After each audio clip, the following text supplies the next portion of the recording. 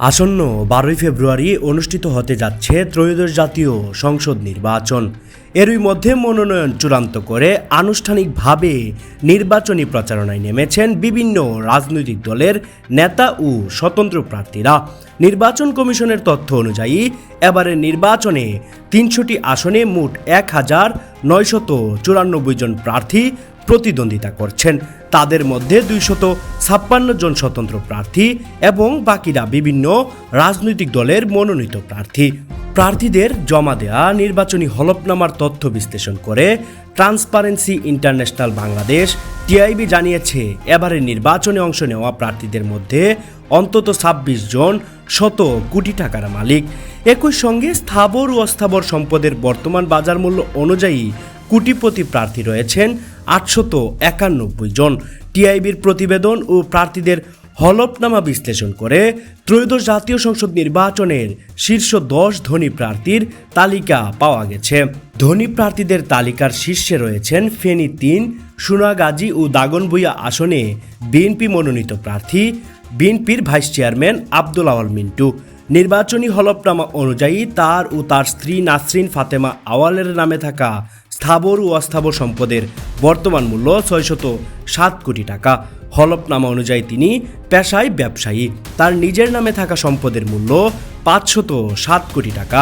তার স্ত্রী নাসরিন ফাতেমা আওয়ালের নামে রয়েছে 100 কোটি টাকার সম্পদ।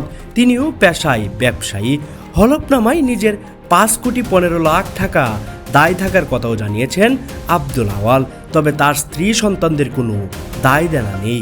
একক ও যৌথ নামে 280 কোটি টাকা ব্যাংক ঋণ থাকার তথ্য রয়েছে তার হলফনামায়।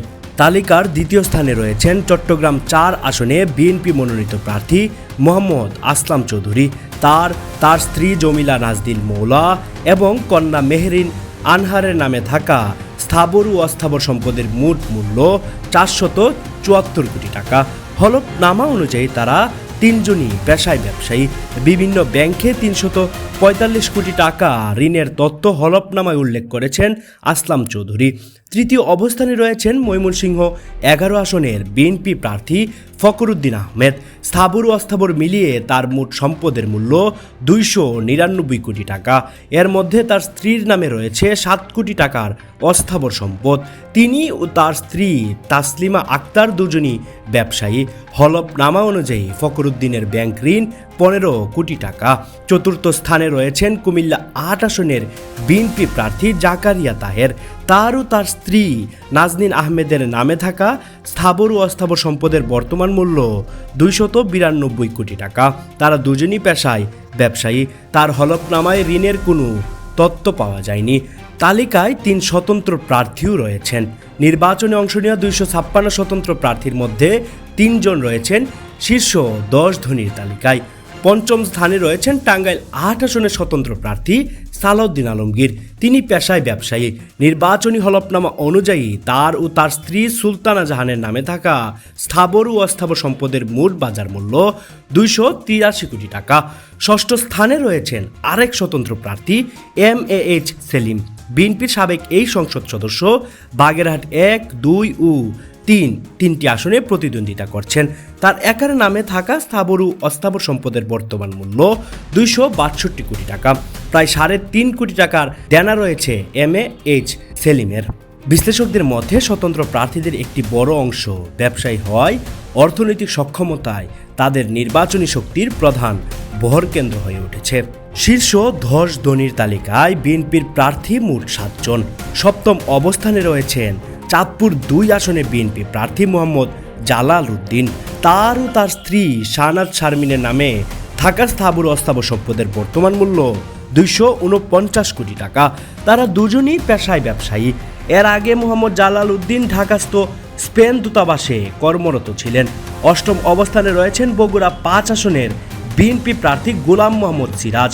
তার স্ত্রী শাহনাজ সিরাজ, পুত্র আসিফ রাব্বানী এবং তিনি নিজেও পেশায় ব্যবসায়ী।